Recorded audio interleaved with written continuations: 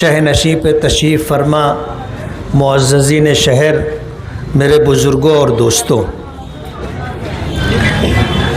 आदमी अगर मुकाबले में उतरता है तो ये हौसला और हिम्मत ले कर के उतरना चाहिए कि अगर जीतने की आस और उम्मीद है तो हार बर्दाश्त करने का हौसला भी रखना चाहिए।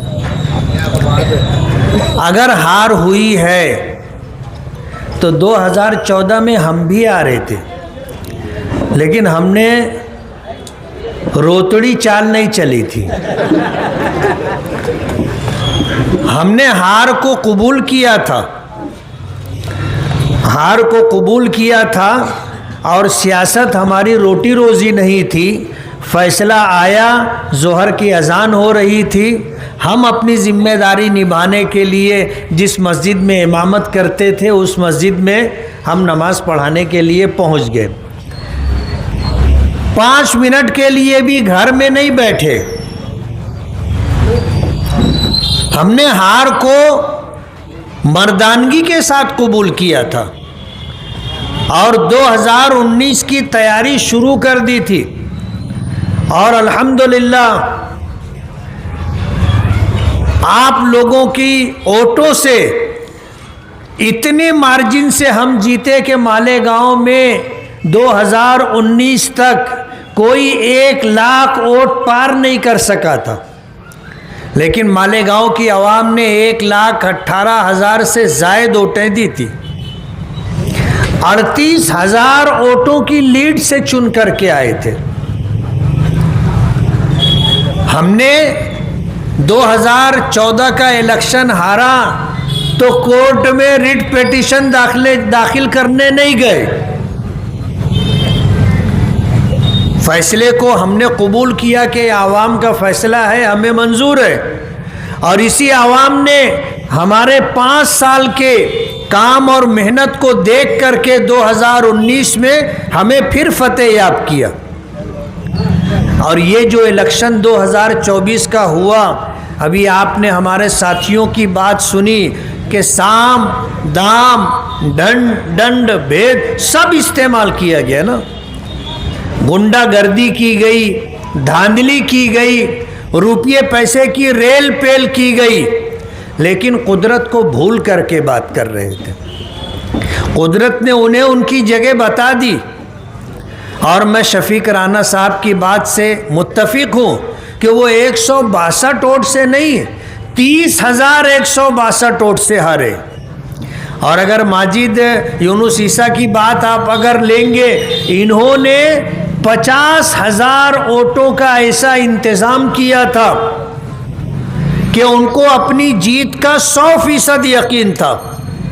पोलिंग ख़त्म होने के बाद हर पेटी पर जो 100 सवा 100 वोटों का उन्होंने इंतज़ाम किया था, हर जगह फ़ोन करके पूछा क्या हुआ, बोले 100 वोट गिरा दिए। क्या हुआ, 100 वोट गिरा दिए। इन्होंने जश्न मनाना शुरू कर दिया। मालेगांव के लोग भूले नहीं हैं। पोलिंग ख़त्म होने के बाद जिस तरह इन्होंने पटाखेबाजी की थी और जिस तरह फतेह मैदान और छोटे मार्केट के पास लाइट, हरी लाइट लगा करके जिस तरह इन्होंने रत जगह किया था, वो ऐसे ही नहीं किया था। इन्होंने जो प्लानिंग की थी उस प्लानिंग को किस तरह कामयाब किया गया, जब पूरे शहर में उन्होंने जगह जगह लोगों से फ़ोन करके पूछा, जब उनको खबर मिल गई कि हाँ अपनी प्लानिंग कामयाब रही, तो उन्होंने 23 नवंबर का इंतज़ार नहीं किया, जश्न मनाना शुरू कर दिया। हाथी लेकर के आ गए थे ना, हाथी लेकर के आ गए थे। और जिस तरह घूम घूम करके वो जिस तरह जश्न मना रहे थे, मालेगांव की आवाम ने देखा है। अब अगर हार हुई है तो मर्दों की तरह हार कबूल करना चाहिए। 2009 में शेख रशीद साहब हारे थे, वो भी पिटीशन लेकर हाई कोर्ट चले गए थे। उसके बाद 2019 में आसिफ शेख रशीद साहब हारे थे, वो भी पिटीशन लेकर के चले गए थे। क्या हुआ उसका? मुझे इलेक्शन की सियासत की कोई बहुत तारीख़ी मालूमात नहीं है, लेकिन मैंने सुना है कि जब मुल्क की आज़ादी के बाद इस देश में पहला इलेक्शन हुआ 1952 का, वहाँ से लेकर आज तक धर्म और मज़हब की बुनियाद पर किसी का इलेक्शन रद्द नहीं हुआ है। पिटीशन लेकर के बहुत लोग पहुँचे, लेकिन उस पर कोई नतीजा और कोई रिजल्ट नहीं आया। कास्ट की बुनियाद पर फैसले आए हैं, लेकिन धर्म की बुनियाद पर नहीं। अभी पार्लियामेंट का इलेक्शन हुआ था, लोगों ने ये नारा दिया था कि जो राम को लाए हैं हम उनको लाएंगे। क्या ये मजहबी नारा नहीं था? सुप्रीम कोर्ट में लोग गए और कपिल सिब्बल उनके वकील थे। जब जज के सामने उन्होंने पिटीशन रखी तो उसने पूछा क्या लाए हो? तो बोले ये इलेक्शन पिटीशन है। बोले इसमें बेस क्या है? बोले धर्म। उसने उठा करके पिटीशन उसके सामने फेंक दी। बोले हमारे पास क्या काम कम है जो तुम ये लेकर के आए? मैं आपको बताना चाहता हूँ, हम गाफिल नहीं हैं। कोर्ट में भी इनका हम मुकाबला करेंगे, लेकिन इंशाअल्लाह ये मुंह की खाएंगे, मुंह की खाएंगे। जिस तरह 2009 में और 2019 में मुंह की खाए, 2024 में भी मुंह की खाएंगे। आज इलेक्शन हारने के बाद ये लेटर देते हैं कि मालेगांव में बांग्लादेशी और रोहिंग्याई लोग रहते हैं। आप समझ सकते हो कि बांग्लादेश वालों का मज़हब क्या है, रोहिंग्या के जो लोग उजाड़े गए, जिनको तबाह बर्बाद किया गया, उनका मज़हब क्या है? तुमने कभी कहा था कि हम मालेगांव में 10,000 रोहिंग्याई लोगों को बसाएंगे? आज तुम मालेगांव के खिलाफ लेटर लेकर के जाते हो और किरीट सोमैया के साथ बम्बई की एक 5 स्टार होटल में 1, 2 नहीं 3 मीटिंग करते हो और मालेगांव उनको लेकर के आते हो। हम इंक्वायरी के खिलाफ नहीं है, हम देशभक्त लोग हैं। हुब्बुल वतनी हमारे ईमान का एक जुज़ है। आज तक हिंदुस्तान में जितने मुल्क से गद्दारी और जासूसी करने वाले लोग पकड़े गए, उनमें एक भी मुसलमान नहीं मिला, एक भी मुसलमान नहीं मिला। मालेगांव अल्हम्दुलिल्लाह मस्जिदों का, मदरसों का शहर है, उलमा और हुफ़ाज की बस्ती है। मालेगांव कभी इस रास्ते पर नहीं जाएगा जिस रास्ते पर तुम इसको बता रहे हो। किरीट सोमैया आया, उसने जो है कारपोरेशन में, प्रांत ऑफिस में, तहसीलदार ऑफिस में मीटिंग की। एक भी शख्स मालेगांव में बांग्लादेशी नहीं मिलेगा, रोहिंग्याई नहीं मिलेगा। ये इंक्वायरी कर लें। और एक बात और आपको बता दूं, SIT की जो टीम तश्कील दी गई है, हमने उन जो कमेटी के मेंबरान हैं उनसे मुलाकात की है। जाहिर बात है उनकी कारकर्दगी पर भी एक सवालिया निशान है। अगर नासिक ज़िले का IG, नासिक ज़िले का सीनियर SP, नासिक ज़िले का एडिशनल SP, अगर इन लोगों को कमेटी में रखा गया है तो ये वही लोग हैं जो तकरीबन 2 साल से मालेगांव के लॉ एंड ऑर्डर के जिम्मेदार हैं। इनकी कारकर्दगी पर सवालिया निशान है। और उन्होंने ये बात कही है, हम पूरी ईमानदारी के साथ इंक्वायरी करेंगे। और उनको भी अपनी कारकर्दगी पर यकीन है कि मालेगांव में कोई बांग्लादेशी और कोई रोहिंग्याई नहीं है। हम कहेंगे तुम इंक्वायरी करो और पूरी इंक्वायरी करो। मालेगांव पे जो दाग लगाया गया है, ये दाग धुलना चाहिए। इस SIT टीम के अंदर हम ऐसा मानते हैं कि जो लोग हैं, अगर उनकी कारकर्दगी पर सवालिया निशान है तो वो भी ईमानदार हैं और अपनी ईमानदारी का सबूत देंगे।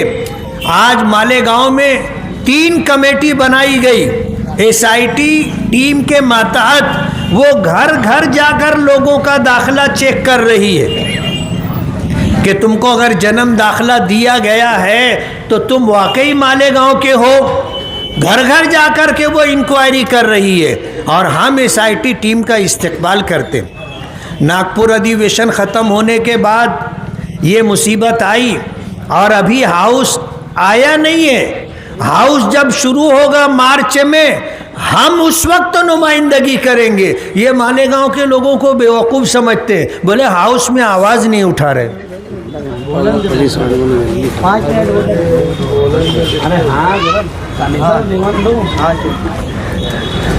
तो मैं ये बताना चाहता हूँ कि SIT टीम के अंदर ईमानदार लोग हैं, मालेगांव से ताल्लुक़, मालेगांव से हमदर्दी रखने वाले लोग हैं।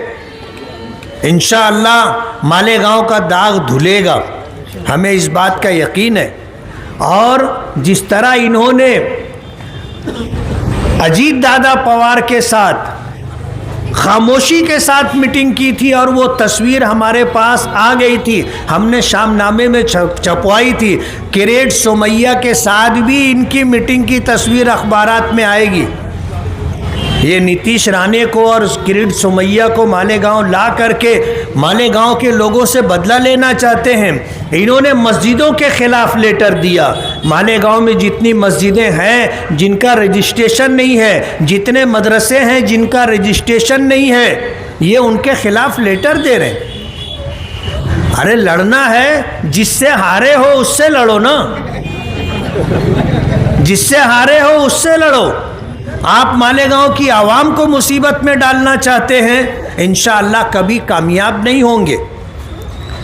आपने हमें चुन करके दिया है।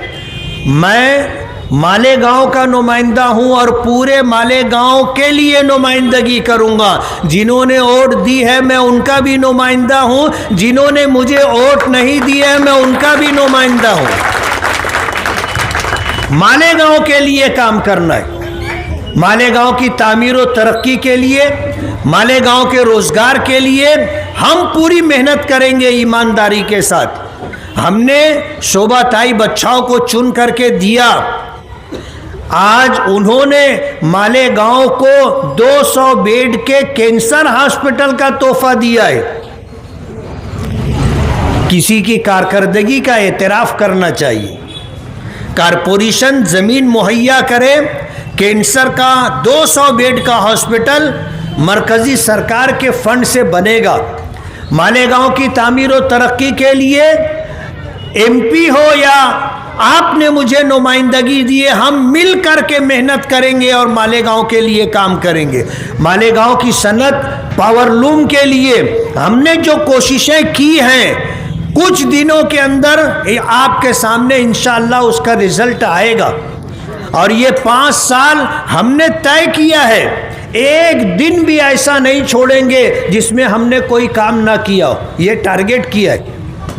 और अल्हम्दुलिल्लाह रोज़ाना हम काम कर रहे हैं। आज जुमा का दिन था, 3 रोड के लिए हमने टीकम लगाया। जामिअतुल हुदा का जो रोड है आधा बना है। इलेक्शन से पहले उस इलाके के लोगों से हमने वादा किया था कि हम ये रोड पूरा करके देंगे। और उसी गोल्डन नगर में जिसको बसे हुए 50 साल से ज़्यादा अरसा हो गया, जहां रोड नहीं था, आज हम वहां रोड बना करके दे रहे। यूसुफ इलियास साहब ने इलेक्शन में आगरा रोड के उस पार मेहनत की। लोगों ने मुतालबा किया कि आप यहाँ बोरिंग करवा के दो। अल्हम्दुलिल्लाह वहाँ बोरिंग करवा दी है। कल दोपहर में 2 बजे उसका इफ्तिताह इंशाअल्लाह होगा।